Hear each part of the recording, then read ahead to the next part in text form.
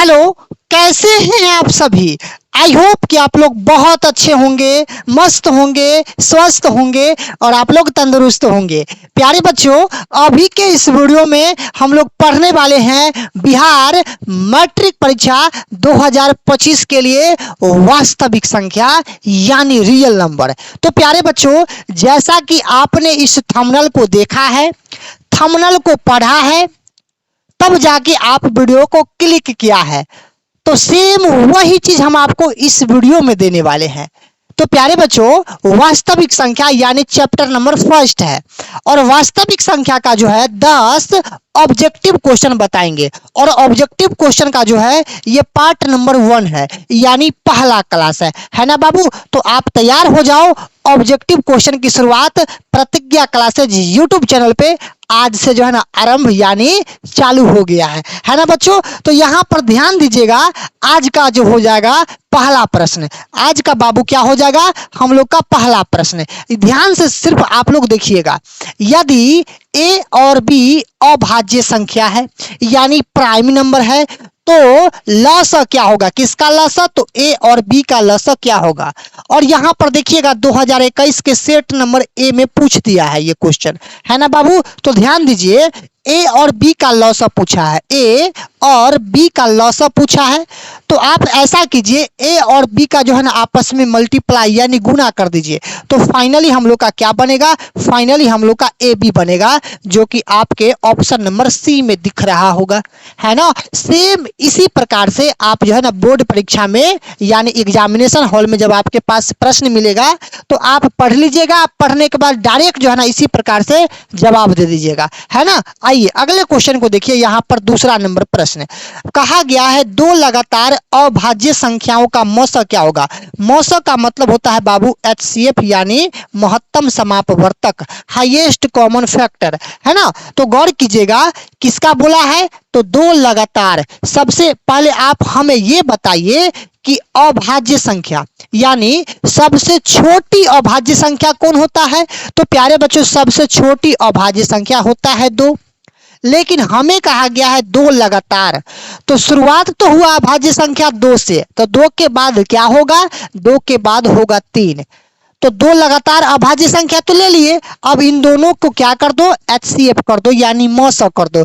2 से लगा दो, 2 एकम 2, 3 में 2 को माइनस कर लो, 1 बचेगा और इस 1 से पहले वाले 2 में लगा दो। तो बताइए कि 2 बार में ये 2 मूल रूप से ये क्या हो गया, कट गया। तो मेरे प्यारे लाडलो, आप हमें ये बताओ, ये जो कटा है ये कौन संख्या से कटा है, 1 से कटा है। तो हम लोग का फाइनल आंसर क्या हो जाएगा, ऑप्शन नंबर बी क्लियर हो जाएगा। क्लियर है। आ जाइए प्यारे बच्चों, अगले प्रश्न पे आ जाइए। तीसरा क्वेश्चन पे देखिए, संख्या 2.13, फिर डबल एक उसके बाद 3 है, ट्रिपल 1 3 है, 4 ठो 1 उसके बाद 3 है, इसी प्रकार डॉट डॉट डॉट करके दिया गया है।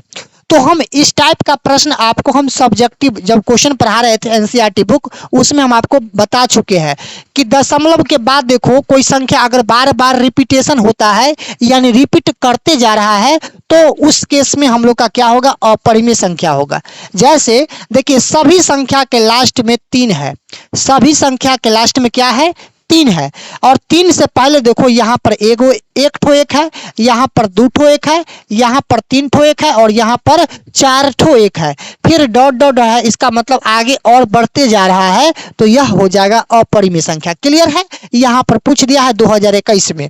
आ जाइए अगला क्वेश्चन चौथा, निम्नलिखित में कौन सी अभाज्य संख्या है। अभाज्य संख्या यानी प्राइम नंबर।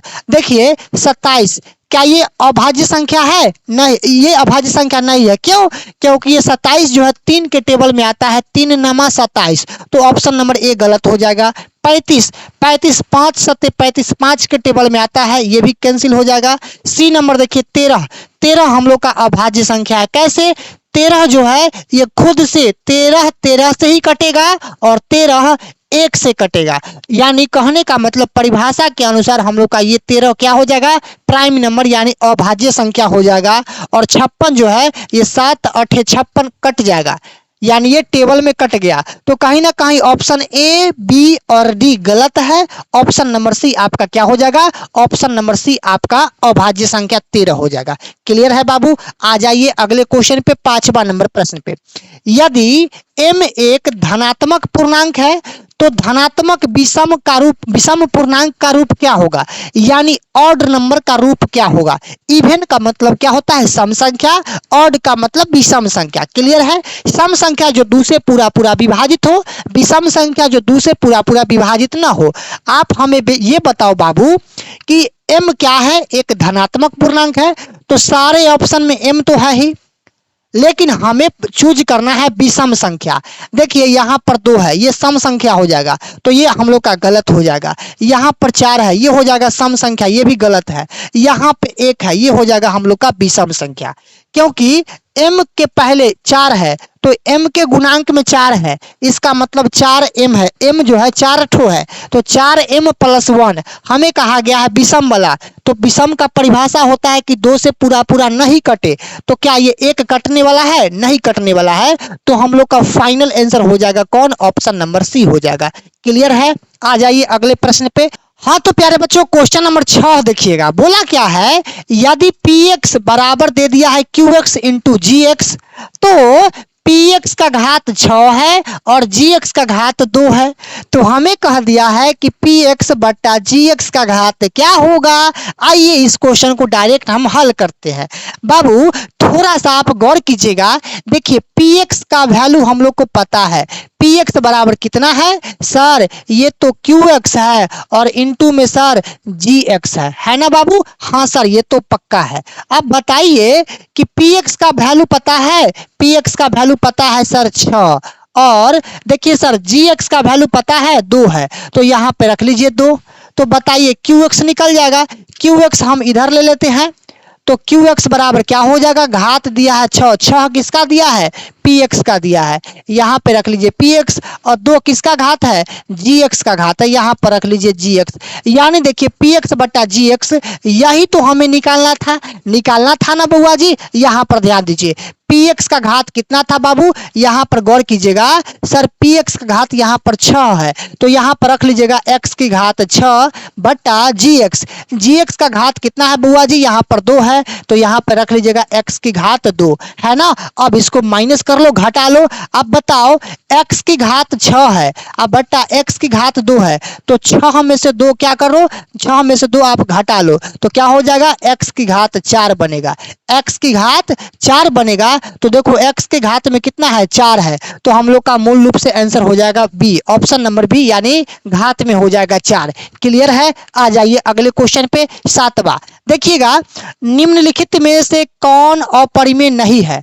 अपरिमेय यानी इरेशनल नंबर नहीं है। अब हमें ऑप्शन पे डिपेंड करता है। देखिए पाई क्या है बाबू? पाई एक अपरिमेय संख्या है। पाई क्या है? पाई एक अपरिमेय संख्या है।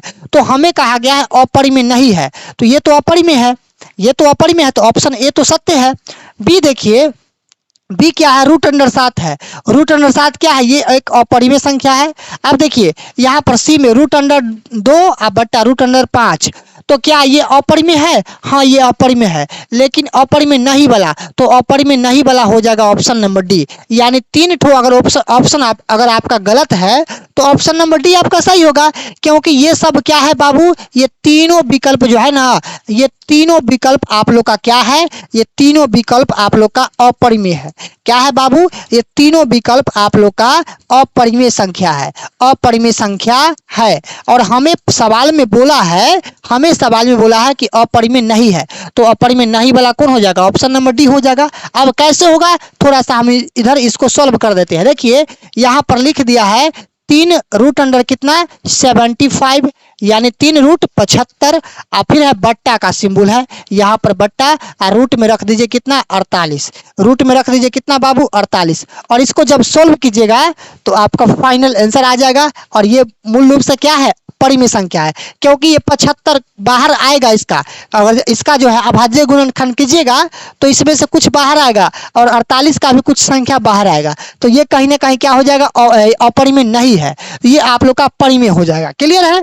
आ जाइए 8वां नंबर प्रश्न पे। यदि दो संख्याओं का गुणनफल अगर 2166 है, उनका मौसा का वैल्यू 19 है, तो बताइए लसा क्या होगा? लसा क्या होगा? सर आप एक फॉर्मूला पढ़ाए थे सर, दो संख्याओं का गुणनफल, दो संख्याओं का गुणनफल, दो संख्याओं का गुणनफल बराबर क्या होता है सर? फॉर्मूला होता है HCF गुना LCM के, यानी मौसा गुना लसा के। आप बताइए दो संख्याओं का गुणनफल कितना है? सर दो संख्याओं का गुणनफल है यहाँ पर 2166, यहाँ पे रख लीजिए 2166। और सर HCF का वैल्यू पता है कितना? 19 है, यहाँ पे रख लीजिए 19 गुना LCM हमें क्या करना है सर? LCM हमें निकालना है, तो LCM के जगह पे LCM रख लीजिए। LCM को इधर ले आइए उठा के, तो LCM बराबर ये हो जाएगा 2166 और बट्टा में ये हो जाएगा कितना? 19। और जब आप इसको काटते हैं मूल रूप से तो ये आपका कटता है 114 बार में। ऑप्शन नंबर क्या हो जाएगा? ऑप्शन नंबर सी हो जाएगा, यानी 114 हो जाएगा इसका फाइनल आंसर। क्लियर है? आ जाइए अगले क्वेश्चन देख लीजिए 9 नंबर। अब देखिए इस प्रश्न में यदि ए का वैल्यू इतना है, बी का वैल्यू इतना है, तो बताइए इसका लसा क्या होगा? किसका लसा? तो ए बी का लसा क्या होगा? देखिए बाबू थोड़ा सा आप गौर कीजिए, ए का वैल्यू कितना है? सर ए का वैल्यू दे दिया है 2 की घात 3 गुना 3 गुना 5। और सर बी की घात क्या है बताइए? तो सर बी का दे दिया है 2 की घात 4 गुना 5 गुना 7, 5 गुना 7। तो हमें कहा गया है सर LCM निकालिए। LCM किसका? LCM तो ए और बी का LCM। सर ए बी का LCM निकाल दीजिए। अब LCM कैसे निकलता है बाबू? देखिए ए और बी में सबसे घात ज्यादा किसका है? तो यहाँ पर देखिए दोनों में 2 मिल रहा है, लेकिन घात 3 वाला ज्यादा है कि 4 वाला? तो कहेंगे सर 4 वाला ज्यादा है, तो यहाँ पर लिख दीजिए 2 की घात 4। जो घात में ज्यादा है पहले उसको लिखिए, इसको लिख दिए। अब गुना 2 वाला काम खत्म है। अब देखिए यहाँ पर यहाँ भी 5 है, यहाँ भी 5 है, तो दोनों 5 में से एक ठो 5 आएगा, क्योंकि दोनों के 5 के घात में एक ही है, तो एक ठो 5 लिख दीजिए। उसके बाद यहाँ पर एक ठो 7 लिख दीजिए और एक ठो यहाँ से 3 लिख दीजिए। अब इसको जो है कैलकुलेशन कर दीजिए। 2 की घात 4 का मतलब क्या? 16, 2 दूना 4, 4 दूना 8, 8 दूना 16, और गुना यहाँ पर हो जाएगा 5 गुना 7 तिया 21। यहाँ पर रखिए 16 गुना 5, 5 नहीं 16 गुना 5 एकम 5 और 5 दूना 10, यानी 105। और 16 को 105 से जब गुना करते हैं तो 16 पचे कितना होता है? 80, 16 एकम 16, यानी 1680 हो जाएगा। है ऑप्शन कहीं पे? ऑप्शन नंबर सी में है 1680। क्लियर है? आ जाइए आज का इस वीडियो का आखिरी क्वेश्चन 10। 144 के अभाज्य गुणनखंड में 2 का घातांक क्या होगा? देखिए 144 है, 144 है, इसका आप LCM कर दीजिए। 2 से लगाइए 2 7 14, 2 दूना 4, 2 से लगाइए 36 दूना 72, 2 से लगाइए 18 दूना 36, 2 से लगाइए 9 दूना 18, 3 से लगाइए 3 तिहाई 9। हमें पूछा है बाबू, हमें पूछा है 2 का घातांक। देखिए 2 कैठो है? 1 2 3 4, तो यहाँ पर लिखेंगे 2 की घात 4। तो बताइए घात में कितना है? घात में 4 है, तो आपका ऑप्शन नंबर हो जाएगा सी। क्लियर है बाबू? तो अभी के इस वीडियो में आपने पढ़ा रियल नंबर वास्तविक संख्या का 10 VVI ऑब्जेक्टिव क्वेश्चन, जो कि यह जो क्लास था हम लोग का वास्तविक संख्या का जो है ऑब्जेक्टिव का पहला क्लास था, पार्ट नंबर 1 था। अगर आपका प्यार रहा इस वीडियो में, बहुत अगर ढेर सारा प्यार रहा, तो अगला पार्ट अवश्य आएगा, है ना? अगला पार्ट यानी पार्ट नंबर 2 3 सब लगातार आएगा। इसलिए आप लोग से विनम्र विनती करते हैं कि इस वीडियो को ढेर सारा आप लोग प्यार दीजिए और अपने अपने दोस्त लोगों के पास इस वीडियो को शेयर कर दीजिए। मिलते हैं बाबू अगले वीडियो में, तब तक के लिए सभी को जय हिंद, लव यू।